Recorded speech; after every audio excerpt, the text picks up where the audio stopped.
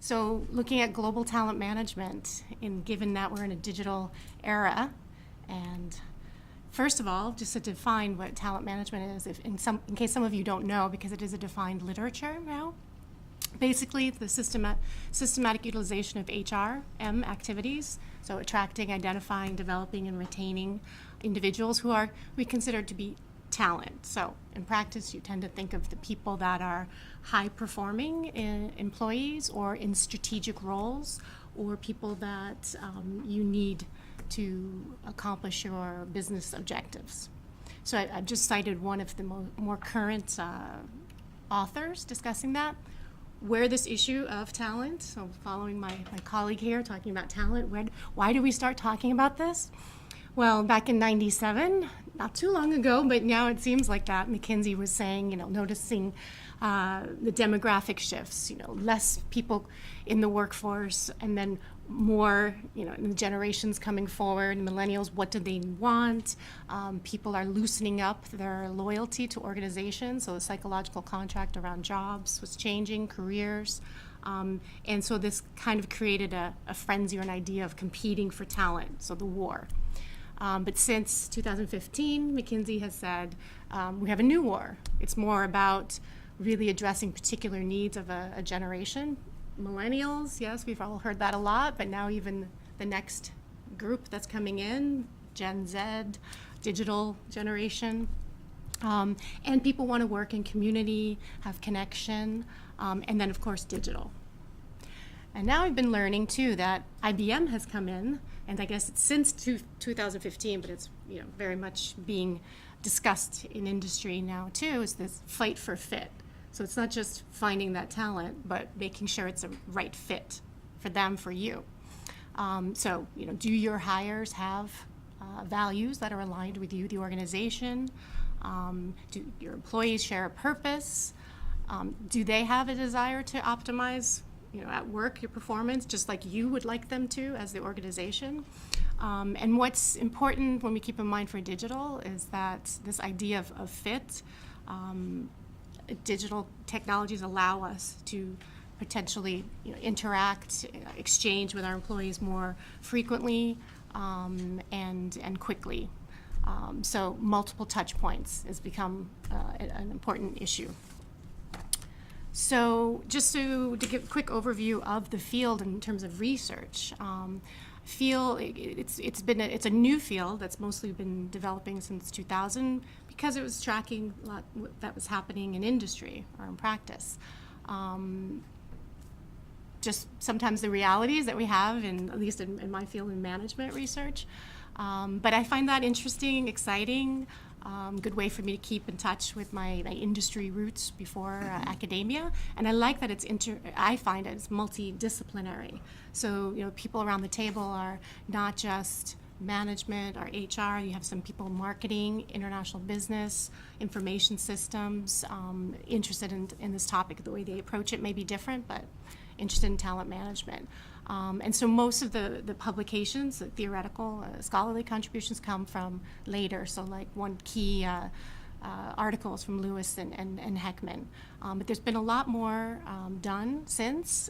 There is an established talent management conference or workshop, they call it, that's always in Europe every year. I was just there in Finland with the group, and we were noting how the field is moving, and actually that practitioners are coming to our conference as well and exchanging, and we're learning and seeing what we should be researching and what we're getting right and where we should be going. And then just to point out, when people say, well, isn't it just HR you're doing? Well, talent management really has a very strategic focus, and it involves other actors, not just HR. So the frontline managers or the strategic direction management, are concerned, do we have the right people in the right place to keep us moving forward? So that's that key idea. And it comes from this idea of who do we consider talent? And these two streams are still debated. We were talking about it just a few weeks ago. Whether you look at just the high potential people, so a differentiated treatment, or you're inclusiveness. Everyone can be called talent, or everyone in my company is talent. You know, can you train it, or is it just already with you? So inherent versus trainable. So are you, seeking out established talent, poaching them, or are you saying, hey, I can develop you? So really depends on the organization and what their goals are. So there's no real right theory yet, but there's these approaches, just so you know. I won't go into detail, but if you want to see my slides later, this is one from that article, one way of looking at talent management. When we talk about global talent management, what's interesting, I'd have to point out linguistically in English, it's a net, right? It's like global talent management. And we think we know what it means. Translating this, as I've had to do with either teaching or writing articles into French, you specify differently to what you're referring to. Sorry, my English is not very good right now. What you are referring to. So, for example, I'm seeing the global talent management to some people in the literature right now, because this is evolving too, the global talent management literature. It's talking about transfer of practices from the headquarters, typically, to another location, okay? Are you doing a global rollout? Are you saying this practice works great here, Canada, we're going to send it everywhere? And that's what global talent management is when it concerns the people. Or did you find a practice that's from abroad and you're repatriating? So that's Sardin and Sharma, okay? Or you could be talking about actually the roles that the people are in. So are you identifying people for global careers or developing internal talent for global work? Okay, so that's the selecting and training of expats and developing the competencies maybe across the whole workforce. Or are you doing what I call world sourcing for global talent? So the talent management is finding the talent wherever they are, putting them in the right places, and not being so stuck on the local or the regional concept of, this is who we hire, but we could potentially hire anybody in the world as long as we can get access or we know about them. Okay, and sometimes this is the case because you're competing in your industry on a global scale for talent. So those kind of keep those in mind, those three sort of approaches or streams. And then when I talk about bringing in the digital transformation, just a quick definition from Jerry Kane, who's in information systems.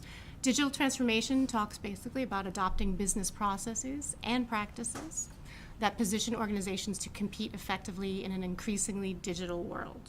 Okay, so even before we get into the technology, just what is happening. It's our processes and practices that could be augmented, changed with tools and otherwise.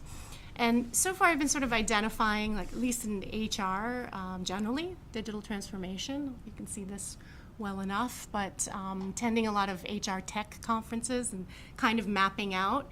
I've just sort of sketched here. We've probably all heard about a few of them. We all probably know social media. We use that. If you're using WhatsApp, because a lot of French people use WhatsApp, they're always on that, or WeChat, in China, there's your social media platforms that you have interaction and you with your community and you share content, basically. Then mobile is very important because you're allowing communication via wireless or Wi-Fi.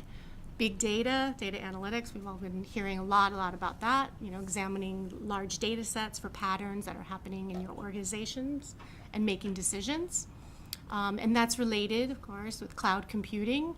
But that idea is that you have the tools that access the network access to computerized services that you may need without having to host it yourself and the costs that go with that. And then finally, Internet of Things.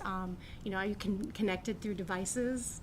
Like every time I use my Apple Watch, it's an Internet of Thing that's tracking. And then, of course, artificial intelligence, cognitive computing, that's what IBM, I guess, refers to it. And related with, if you have the data analytics.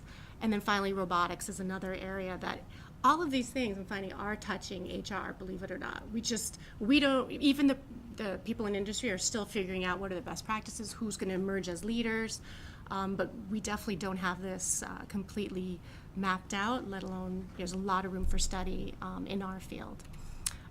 So the opportunities, if you're considering, thinking social media, very globally, easy to think about with the reach, appealing to certain generations that are using social media, and the collaboration possibilities. Same thing with mobile, and just here in terms of HR and global HR, we can speak about having ongoing coaching.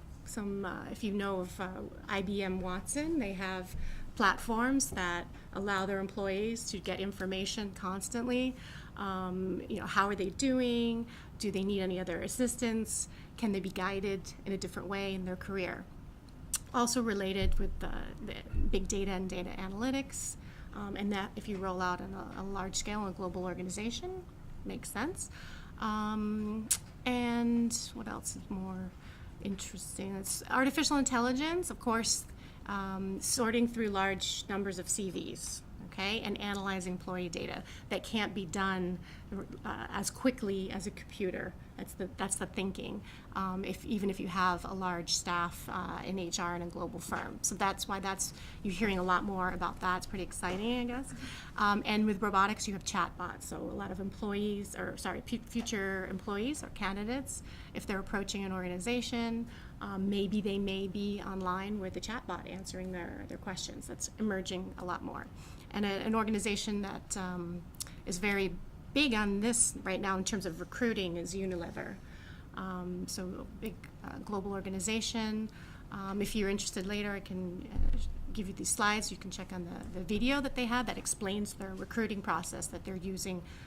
It's all digital. So for example, the first step, to apply is giving your CV or through LinkedIn, is actually applying through LinkedIn. And then you play a game, an online game that's testing certain skills, capabilities that you have. And then HireVue is a platform where you do, traditional interview or video, maybe on your phone, and then you submit it through them, and they analyze it with things like natural language processing. They're checking your semantic analysis, but when you get to that short list, then you actually are seeing people, but you spend a day at the job with the company. They invite you, so there's your job preview. But that's their process. They've also, you might have heard also in the news that they get something like 15,000 applications maybe a day, and they're able to process things a lot faster. Used to be 4 months, now it's 4 weeks. So digital is really helping them improve. So just to get towards the end, considering challenges, these are the things that we love to hear what you guys think too and are thinking already. Data transparency and protection. What is the data that we're finding if we're doing big data in our organization? What is it being used for? And what are the ethics around that? And then of course in Europe, we have the GDPR already, the data protection regulations. So that's important. Internet network capabilities and social media usage. When I mention that, it's just to kind of bring awareness that, we talk about Wi-Fi, what's your Wi-Fi code, internet, what's social media? Not everybody has access to the same things. And even if they do have access, it could be restricted potentially by their governments, by their organization. So when you're going global and you're kind of assuming everybody has internet, and even when you're in the same company, they may have different practices around that. So it's just to be sensitive to that. We can't assume Wi-Fi is everywhere and at the same speed. Nor do we assume that everyone likes to use it the same way. So that's the personal private use. And the cost of technology, if you're investing in that, your organization is, are there trade-offs that maybe they're not investing in other things? The in-person programs, perhaps. And then finally, the quality of data, what is being fed into, say, an AI analytic process?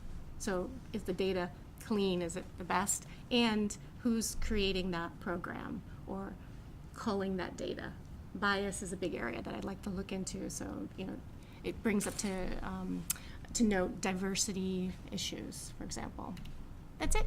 Thank you very much. Please feel free to follow me. I'm very much on Twitter, posting out information and sharing. So, thanks. Thank you very much.